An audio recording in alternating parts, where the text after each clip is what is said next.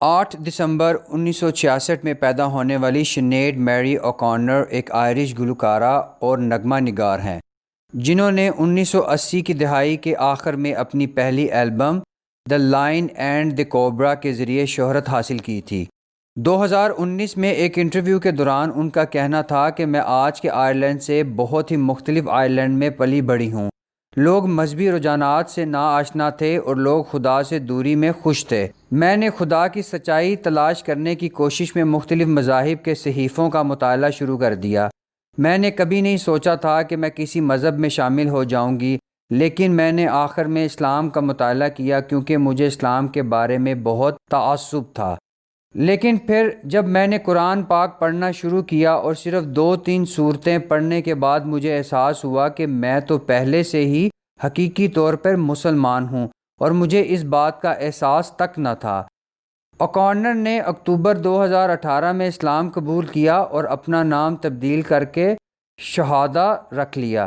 ایک ٹویٹ میں انہوں نے کہا، مجھے اسلام قبول کرنے پہ فخر ہے اور یہ فطری عمل تھا۔ تمام صحیفوں کا مطالعہ ہی آپ کو اسلام کی طرف لے جاتا ہے جو دوسرے تمام صحیفوں کو ضعیف کر دیتا ہے۔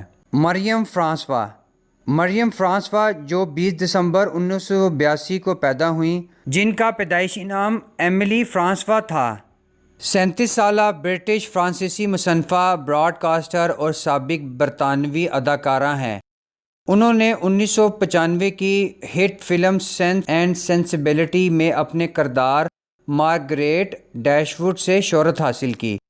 ان کا کہنا تھا کہ 9/11 کے بعد میرے مسلمان دوستوں کے خلاف رد عمل کے نتیجے میں میرا دانشورانہ تجسس پھیل گیا اور میں بھی زیادہ تر لوگوں کی طرح اس واقعے کا ذمہ دار اسلام کو ہی سمجھتی تھی۔ میں یہ سمجھنا چاہتی تھی کہ میرے دوست اس واقعے کے بعد ایسے مذہب کا حصہ کیوں رہیں گے۔ قرآن میرے لیے اہم تھا۔ میں نے پہلے اپنے مسلمان دوستوں کو غلط ثابت کرنے کے لیے غصے میں قرآن مجید سے رجوع کرنے کی کوشش کی۔ بعد میں نے اسے زیادہ کھلے دماغ کے ساتھ پڑھنا شروع کیا۔ جب میں نے اسلام کا جائزہ لینا شروع کیا تو مجھے یہ احساس ہوا کہ دہشت گردی کے اقدامات سے اسلام کے اس بنیادی پیغام میں کس قدر تضاد ہے جو امن، اعتدال اور انصاف پسند ہے۔ قرآن پاک نے عیسائیت کے بارے میں میرے بہت سے شبہات کو واضح کیا اور قرآن کے مطالعے سے مجھے یہ احساس ہوا کہ میرے اعمال کے نتائج ہیں جس کے لیے میں خود ذمہ دار ہوں۔